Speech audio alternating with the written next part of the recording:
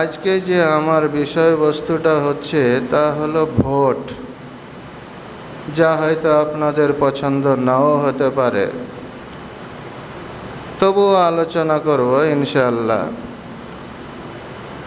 আমাদের যে দেশে প্রচলিত ভোট কথাটার অর্থ হচ্ছে মত দান করা, মত দান করা।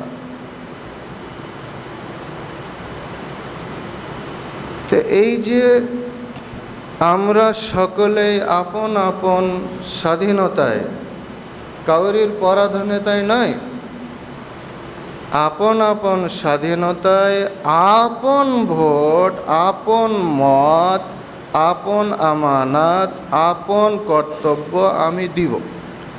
কেউ আমাকে বাধ্য করে নিতে পারবে না। তো যারা নেবে তারা আমাদের সামনে বলছে, রাগ করিয়েন না, যেমন তৃণমূল একটা পার্টি, সে প্রচারে বলছে ভাই তোমরা আমাকে ভোট দাও। কাজ বলছে ভাই গরিবদের ঘর দিব, বেকারদের চাকরি দিব, রূপশ্রী দিয়েছি, যুবশ্রী দিয়েছি, তোমাদের বিধবা ভাতা দেব, তোমাদের কন্যাশ্রী দেব, তোমাদের ছেলে মেয়েদের স্কুলের পড়ার ফ্রিতে ব্যবস্থা করব, তোমাদেরই ছেলে মেয়েদের আমি দেখভাল করব, তোমাদেরকে একটা ছোট থেকে ওপরে নিয়ে যাব। এই হলো উদ্দেশ্য। এই কথাটি শুনে এবার আপনি বিবেক বিবেচনা করবেন।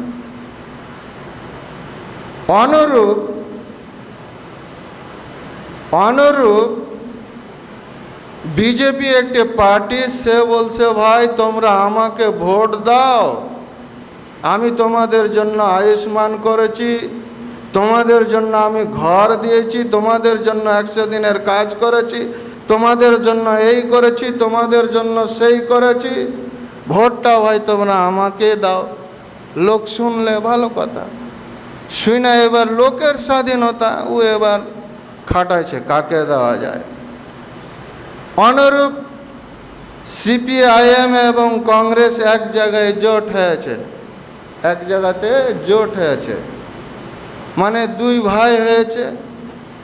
তো এই দুই ভাই মিলে তখন বলছে যে ভাই আমরা তো আর শাসন ক্ষমতায় নাই, তো তোমরা আমাকে দাও, আমি তোমাদের জন্য করব। কি করবে শুনেন। তিনারা বলতে চাইছেন যে আমরাকে যদি দিয়ে তোমরা জিতিয়ে দাও তাহলে আমরা দেশের গদিতে বসব, আমরা সংখ্যালঘু, সংখ্যাগরিষ্ঠ, মানে আদিবাসী যা আছে, শিডিউল কাস্ট, শিডিউল ট্রাইবে যা আছে, আমরা সকলকে একটা মর্যাদা দিব। ভালো কথা, এটা তো কোনো মন্দ কথা নয়। মানুষ এবার ভাবছে যে আমাকে তৃণমূল কংগ্রেস এই বলল, বিজেপি এই বলল, আর সিপিএম আর কংগ্রেস জোট হয়ে এই বলল, আর একটা পার্টি আছে ওয়াইসির, এসে ভাই ফের আবার বলছে যে ভাই তোমরা আমাকে দাও, তোমরা যদি আমাকে দাও তাহলে তোমাদের অন্যায়ের কথাগুলি সংবিধানে সংসদে তুলে ধরবো, তোমরা যদি আমাকে ভোট দাও তাহলে পার্লামেন্টে আমি তোমাদের কথা বলবো। তো এটি তো ভাই পাবলিকের কথা। এটি কার কথা জি? পাবলিকের কথা। আল্লাহ কি বলছেন? আল্লাহ কি বলছেন? এক শ্রেণীর এখন মুসলমান তৈরি হয়েছে, কইছে যে ভোটের কথা বলেছে, আস্তাগফিরুল্লাহ পড়ো, আস্তাগফিরুল্লাহ পড়ো, শিরকের কথা কয়ে দিলে খুতবা তো উঠে। এই হলো বিকৃত মুসলমান। এই মুসলমান কি? বিকৃত মুসলমান, মস্তিষ্ক বেচা দেয়া আছে। আল্লাহ স্বয়ং বলছেন, আল্লাহ স্বয়ং বলছেন, ইন্নাল্লাহ, নিশ্চয় আল্লাহ, নিশ্চয় আল্লাহ ইয়ামুরুকুম নির্দেশ দিচ্ছেন। নির্দেশটা তো আমার আর আপনার বাবার ঘরের নয়, সেই স্বয়ং স্রষ্টা মহান আল্লাহ বলছেন যে আমি তোমাদের নির্দেশ দিলাম, হুকুম দিলাম, আদেশ জারি করে দিলাম, আনতু আদ্দুল আমানাতি ইলা আহলিহা, তোমার কাছে যে স্বাধীনতাটা আছে, তোমার কাছে যে মত দেওয়ার স্বাধীন প্রক্রিয়াটা আছে, ওটা তুমি ইলা আহলিহা, তোমার পরিবার থেকে, তোমার সমাজ থেকে, তোমার গাঁ থেকে, তোমার অঞ্চল থেকে, তোমার ব্লক থেকে, তোমার ডিস্ট্রিক্ট থেকে, তোমার যত কিছু আছে দেশ থেকে তুমি ওটা দাও। কাকে দিবে? আমি ইমাম, আমাকে দিয়ে দিবা নাকি? ভুল করেও দিতে হবে না। ইমাম হলাম তো কি, ইমাম হলাম তো কি, ভুল করেও দেওয়া যাবে না। কাকে দিবা? কাকে দিবা জি? ফের বলছে আল্লাহ রসুল সাল্লাল্লাহু আলাইহি ওয়াসাল্লাম ওটা গায়ের মুসলিমকে দেওয়া যাবে না, ওই মতটা আবার ফের গায়ের মুসলিমকে দেওয়া যাবে না। তো কাকে দিবে? আল্লাহ বলছেন আনতাহকুমু বাইনান নাস, যারা মানুষের মধ্যে সঠিক ফয়সালা করতে পারে।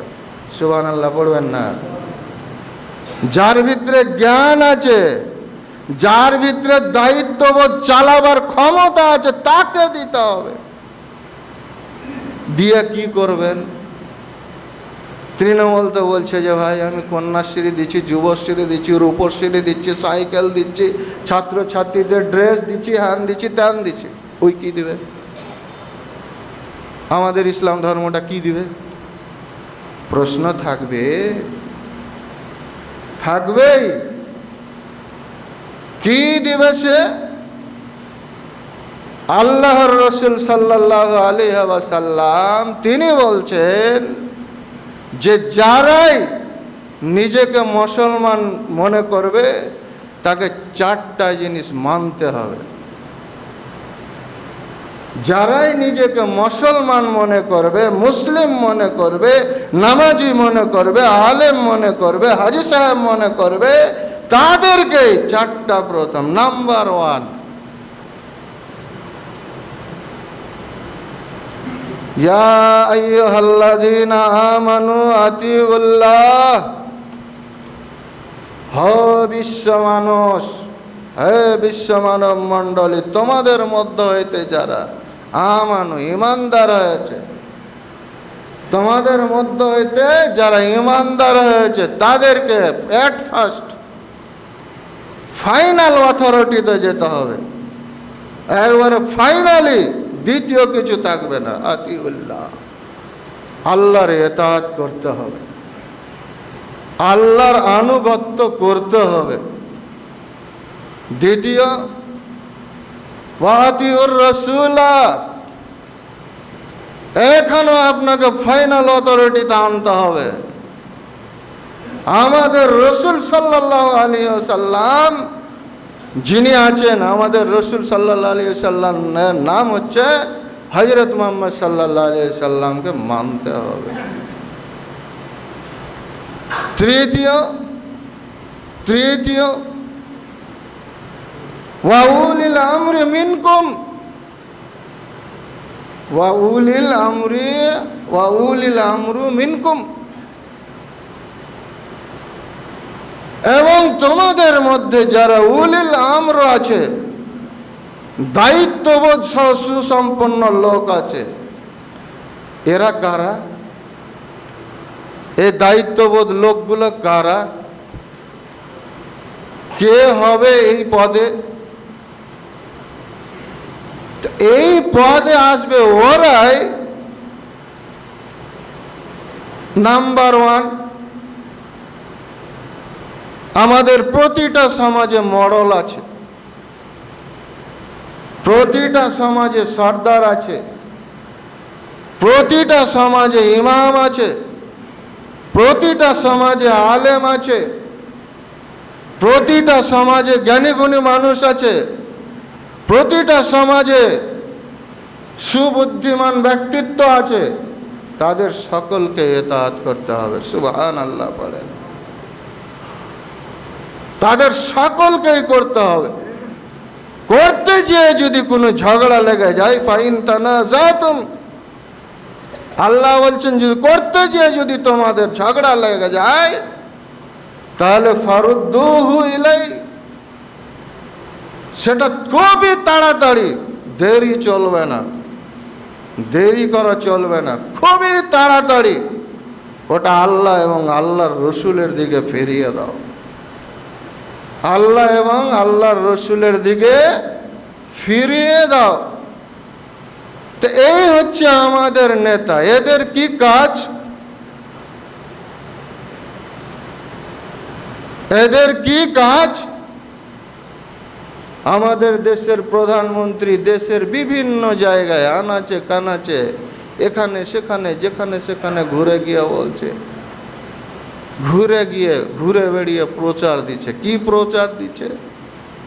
कि इतना बड़ा गारंटी कौन ले सकता है, इतना बड़ा गारंटी, इतना बड़ा चैलेंज कौन ले सकता है। কি আছে আর গ্যারান্টিতে কি আছে?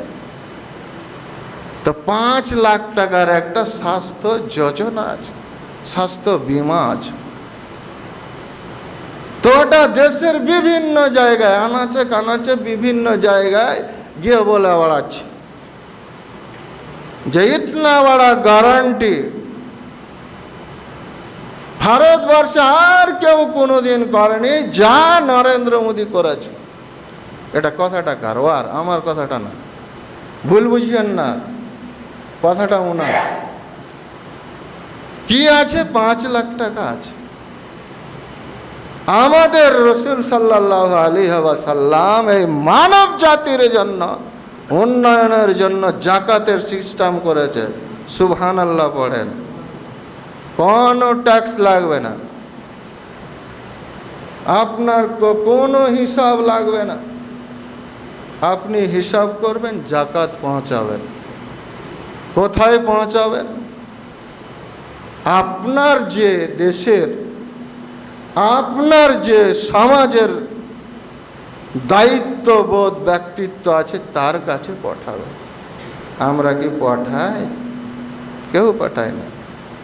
বলছে এটা হয় নাকি, আমার বাপের টাকা আমি দিব না, ওই হাজিকুল মুলবি দিবে, এত খ্যাপা হয়ে জন্ম লেছে নাকি? আস্তাগফিরুল্লাহ পড়েন, আস্তাগফিরুল্লাহ। বলছে আমার টাকা আমি দিব না, তো ফের আমার গায়ের মরলটা দিবে নাকি? অত বোকা মুসলমান আমরা নয়, আমরা খুবই চালাক মুসলমান। দেওয়া যাবে না, দেওয়া যাবে না, এই করছে পাবলিক। আর কি আছে? জাকাতুল ফিতর আছে, জাকাতুস সাওম আছে। আর কি আছে? আর কি আছে? আপনার সন্তান জন্ম নেবে, জন্ম নেওয়ার পরে একটা দাম আছে। যেমনি আপনি আকিকা দিতে যাবেন, তার চামড়াটা আছে, প্লাস আপনার ছেলের যে আকিকা দিবেন তার মাথাটা মুন্ডন করার পরে, চুলটি কেটে নেওয়ার পরে যে ওজনটা দাঁড়াবে, তার একটা ওজন সমপরিমাণ একটা রূপার পয়সা দিতে হবে। সে টাকাটাও যাবে সরকারি ফান্ডে। আপনার মালিক নন, আপনি ওর মালিক নয়। আর কি আছে? আর কি আছে? রোজা অবস্থায় কোনো মানুষ যদি স্ত্রীর সাথে মেলামেশা করে লাই, তো 60টা মিসকিনের খাবারের ফাইন আছে, এটাও দেবে ওখানে, এটাও ওখানে চলে যাবে। আর কি আছে? আর কি আছে? আগামীতে কুরবানির সময় আসছে, একটা বিশাল মোটা অঙ্কের টাকা সরকারি ফান্ডে যাবে, মোটা অঙ্কের টাকা। যাতা ব্যাপার নয় গো, মোটা অঙ্কের টাকা সরকারি ফান্ডে যাবে। কি হবে? এবার আল্লাহর রাসূল সাল্লাল্লাহু আলাইহি ওয়াসাল্লাম বলছেন, যতগুলো ফান্ড তোমাকে তৈরি করে দেওয়া হয়েছে, আর এটা আল্লাহর পক্ষ থেকে নির্ধারিত ফান্ড, অতএব প্রত্যেকটা মুসলিমকে আদায় করতে হবে এবং প্রত্যেকটাই মুসলিমকে তার বাড়ির সর্দারের কাছে পৌঁছাতে হবে এবং সেই সর্দারকে গিয়ে কার ছেলে পড়তে পায় না দিয়ে আসতে হবে। সুবহানাল্লাহ পড়বেন না? কেউ অসুখ দেখাতে পারে না, তার বাড়িতে দিয়ে আসতে হবে। কে গোলাম হয়ে গেছে তাকে আজাদ করে আসতে হবে। কে আপনার খেতে পায় না তাকে দিয়ে আসতে হবে। কে ডিঙি করতে পায়নি, বাড়ি করতে পারে না, তাকে দিয়ে আসতে হবে। এই হলো ইসলামিক পার্টি। সুবহানাল্লাহ পড়েন সুবহান। ইসলামে ফের পার্টি না থাকলে ফের দুনিয়ার মানুষ শিখবে কোথা থেকে? কি সব ফালতু আজে বাজে ফতোয়া দিয়া বেড়ায় মানুষ। পৃথিবীতে যাহা জ্ঞান আছে তাহা তো আমাদের কোরআন শরীফের মধ্যেই আছে। আপনি ভাববেন, কোরআন শরীফ আপনি যা তা কিতাব মনে করিয়েন না, বিশাল ব্যাপার। যে কোরআন শরীফে একটা পিপিলিকার নামে সূরা অবতীর্ণ হয়ে যায়, সামান্য একটা পিঁপড়া পায়ের তলে চলাফেরা করে, মানুষের পায়ের তলে চলাফেরা করে, তার নামে একটা যদি সূরা হয়ে যায়, যে মধু আপনারা চেটে চেটে খাচ্ছেন সেই মৌমাছির নামে যদি একটা সূরা হয়ে যায়, আমরা মানুষ হিসাবে আছি, মানুষের নামে যদি একটা সূরা অবতীর্ণ হয়ে যায়, একটা মহিলার নামে যদি একটা সূরা অবতীর্ণ হয়ে যায়, যা তা কথা নাকি? আর এমনি বলা বলাইছে এই নাই সেই নাই, অমুক নাই ধুমুক নাই। কি দরকার, কি প্রয়োজন? এবার আসেন সমাধানে, সময়ের শেষে সমাধানে আসেন। সকলেরই একটা প্রশ্ন আছে, আমরা ভাই পরাধীন। কেন পরাধীন হয়ে আছো?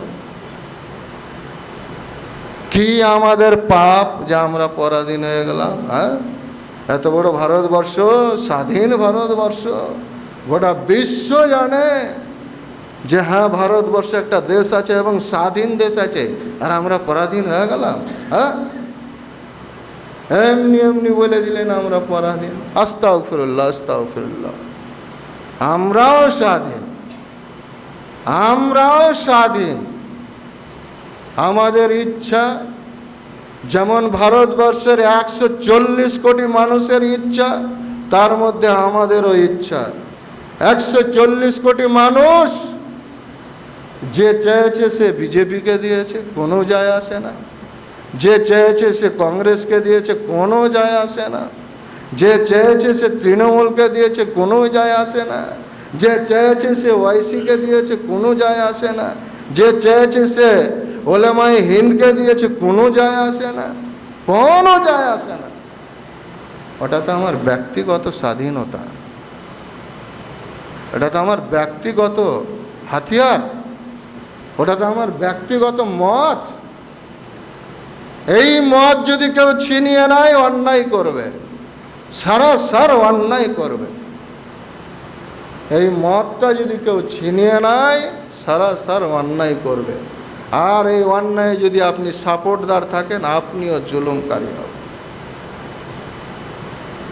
আপনিও জুলুমকারী হবেন। আপনি প্রচার দেন, অনেক মানুষ ডরিয়ে যায়, রে বাপরে ইসলামিক কানুন মানতে গেলে আমরা সব শেষ হয়ে যাব, ফালতু কথা। ওর মতন সোজা সহজ সরল আর কানুনই নাই বিশ্বে। ইসলামিক যে কানুন, শরিয়া যে কানুন, এই কানুনের মতো সহজ সরল আর কোনো কানুন নাই।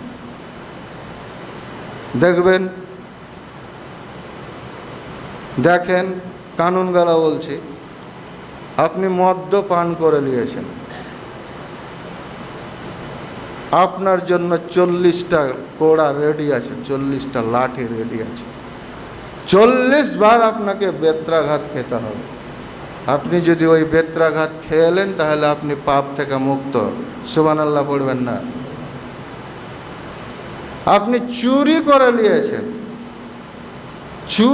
নিয়েছেন, ডাকাতি করে নিয়েছেন, আপনার জন্য কানুন আছে, এটাকে কেটে নাও, কবজি পর্যন্ত এটাকে কেটে নাও। আপনি কেটে নিলেন, আপনি পাপ থেকে মুক্ত হলেন। আর এই কাঁটা আপনার এই কাঁটাটা গোটা বিশ্বকে হেদায়াত দিবে। সুবহানাল্লাহ। এই হলো শরিয়া কানুন। আর কি আছে? ছেলে মেয়ে যদি ব্যভিচার করে লাই, তারা যদি ব্যভিচার যদি করে নাই আর তারা যদি অবিবাহিত থাকে, দুইজনকে আলাদা করে দাও।